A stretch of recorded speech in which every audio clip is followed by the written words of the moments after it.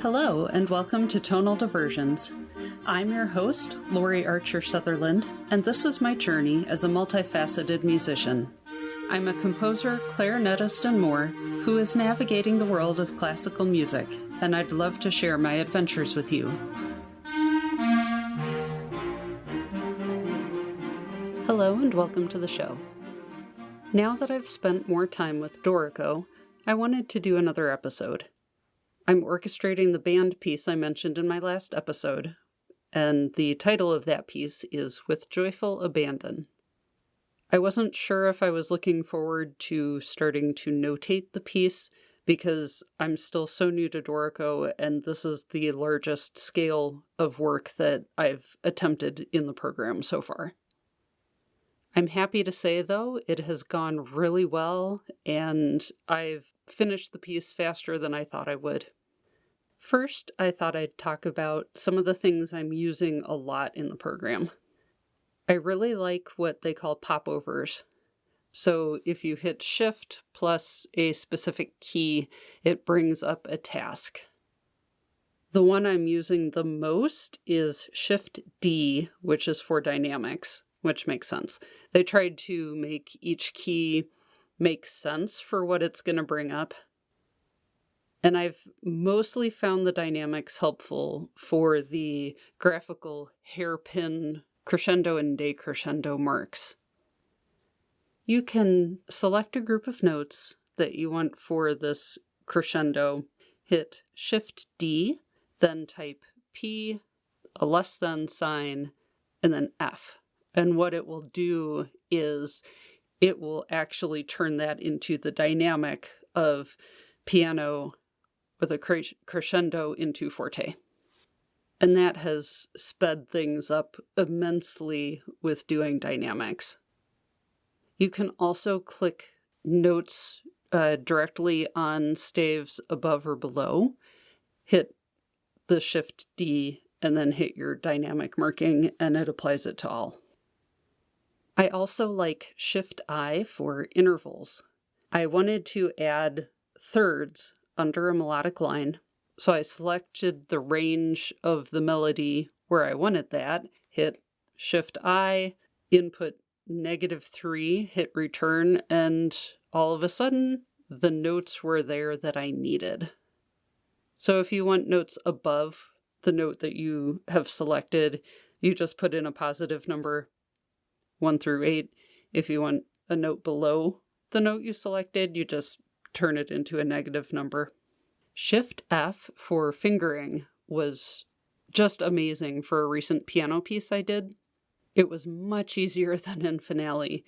And because they are input under fingerings as opposed to other marks in Finale, I can filter out for fingerings and either show or hide them as a group instead of then having to show or hide each individual number.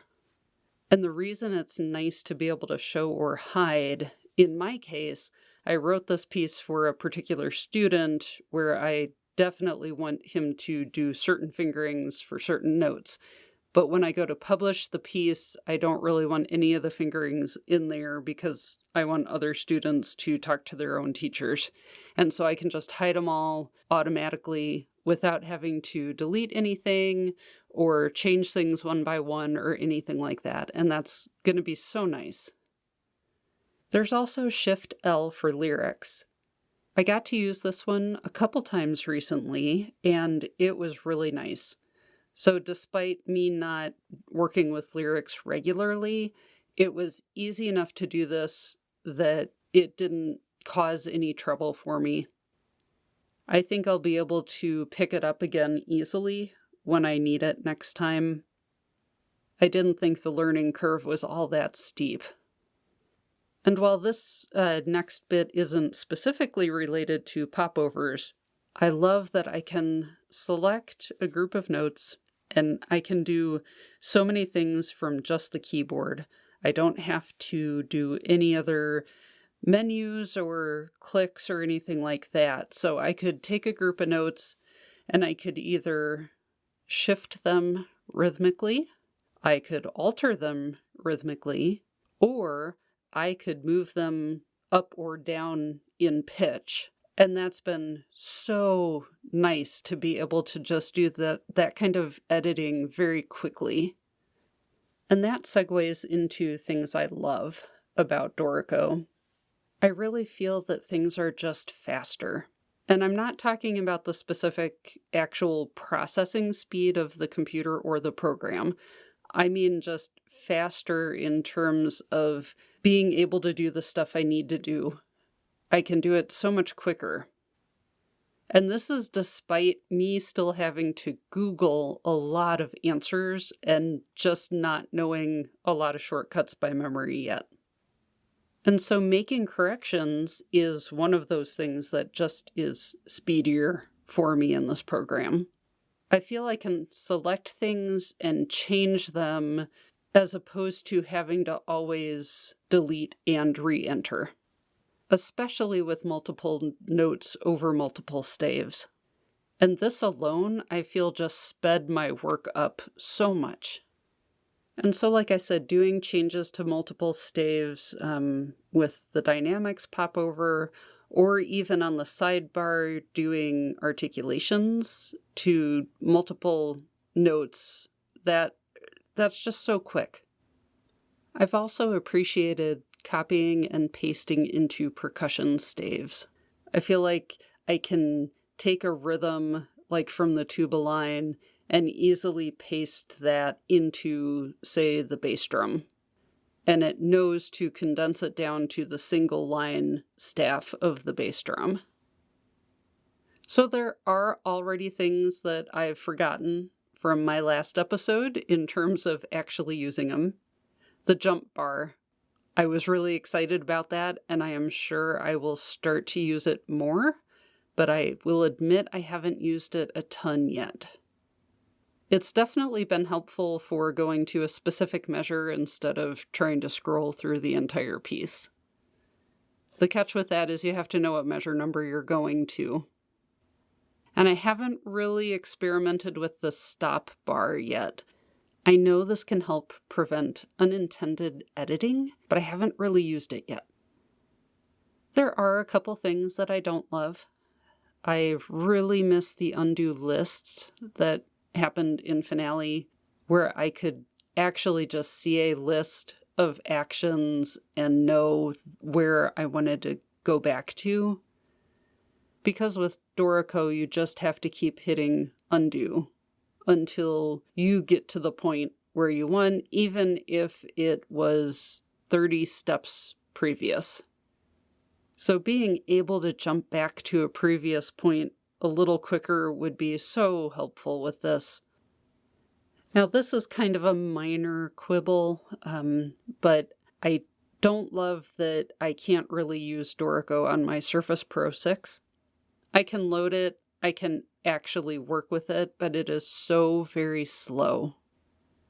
I could use it in a pinch if I really had to, but my desktop computer is far superior to trying to work with it on my Surface. I know that they have a Dorico version for iPad, so if you have an iPad, it could be worth checking that out, and it probably works better than what it does on my Surface. While this is an episode about Dorico, I did want to mention NotePerformer. It's a playback engine that you can use to supplement Dorico, Finale, and Sibelius. I originally purchased it for Finale, and it did make things sound a lot better. Luckily, that one purchase covers whichever software you end up with.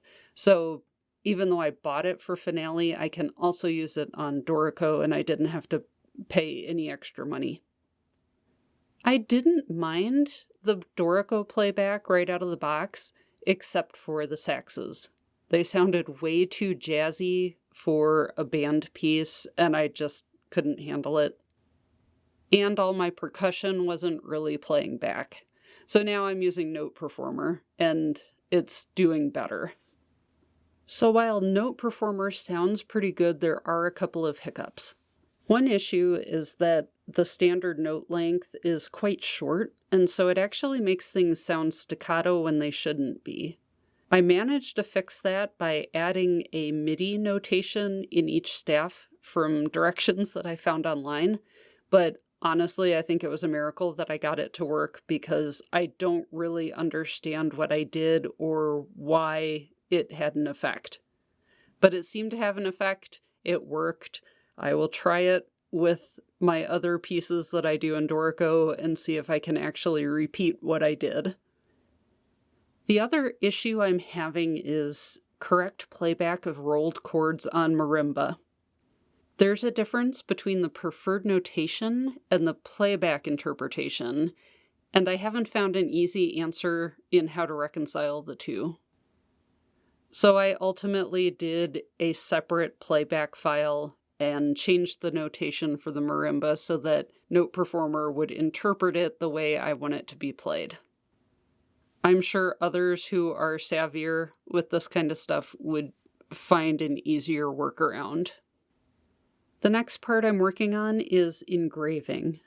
Engraving has to do with the actual typesetting of the piece. Does it clearly convey the music to the performer? Is it easy to read?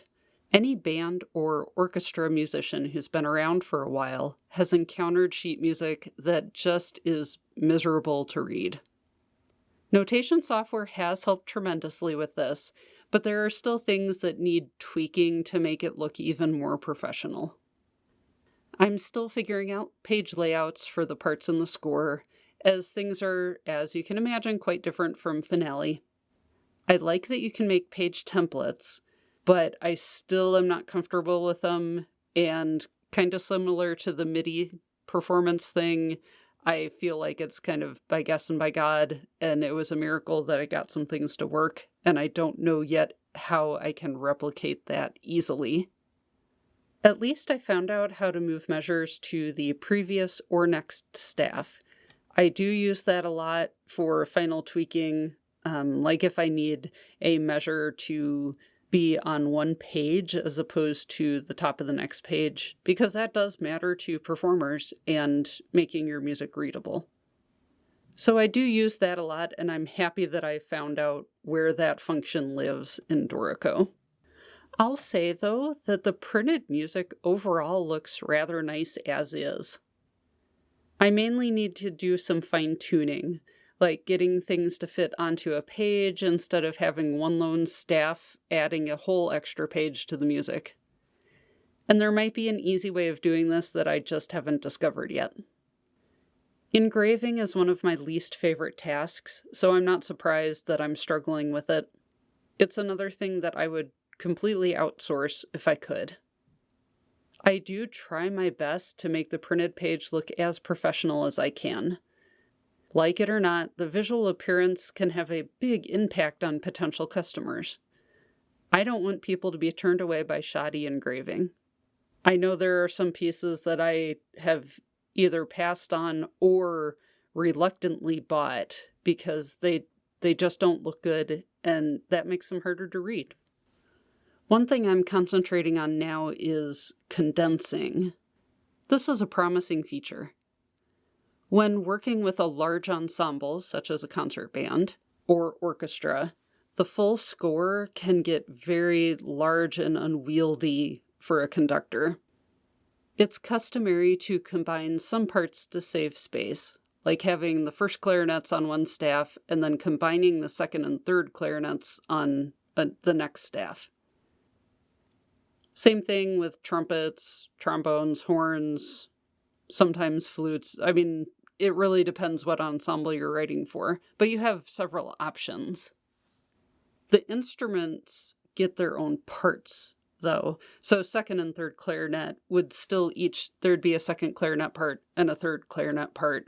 They wouldn't necessarily share unless you wanted them to, but in the conductor score, they do share a line. Dorico has a condense option that does this automatically. The little bit I tested seems to work pretty well overall. You can also define custom groups. So for me, I wanted my second and third clarinets together instead of first and second clarinets together. So I went into the settings and I made a custom group, and that seemed to work just fine. The catch is that it only handles similar instruments. I tried to force Flute 1 and Piccolo into a group, but it didn't understand that they actually read the same written notes, and so it added notes an octave higher for the Piccolo. But that's not what I want. I want them both to show the same line of music. The Piccolo just sounds an octave higher. For percussion, it seems to be better to add instruments to a player instead of using the condense option. There is a distinction between having one player do multiple instruments versus the condensing. I tried condensing the xylophone and marimba, and it had results similar to the flute and piccolo problem. And there still might be another option that I just don't know about yet. A couple side notes for engraving. If you're serious about making your music look good, invest in Elaine Gold's book Behind Bars. It is hands down the best book on the subject. I refer to it a lot, and it helped me with some questions I had while working on With Joyful Abandon. It is about $100, but believe me, it's well worth the investment. Additionally, the book How to Write for Percussion by Samuel Z. Solomon helped a lot with specific percussion questions. And as I was preparing this episode, I discovered he had a second edition published in 2016, so I know what I'll be ordering soon. I'll link to both of these in the show notes. I'm very happy I made the switch to Dorico. Because so much of my work is in Finale, I will still keep that around, but I don't know when I'll upgrade it again. What's interesting is that Finale significantly dropped their price a few months ago. It's now $299 for the full Pro version and $99 for upgrades. I have to think they've seen a lot of people jumping ship for Dorico, and even Sibelius. However, the full price of Dorico is $580. It's a big difference in price. Now, I didn't pay that. You may remember from my previous episodes that I took advantage of both the cross-grade option and the Black Friday sale. So my cost to switch was something like $250. But I footed the bill. I don't have any sponsors for my musical endeavors, so anything I purchase is from my business budget. Despite that, it was absolutely worth the purchase price for me. I look forward to learning even more about the program, and I'm sure I will get even more comfortable and faster with it with time. Feel free to reach out to me with any questions about either or any of these programs, or to send me your own tips for Dorico because I would love to hear them. You can reach me at podcast@tonaldiversions.com. Until next time. Thank you for listening to Tonal Diversions. Subscribe wherever podcasts are found and share with a friend. Until next time.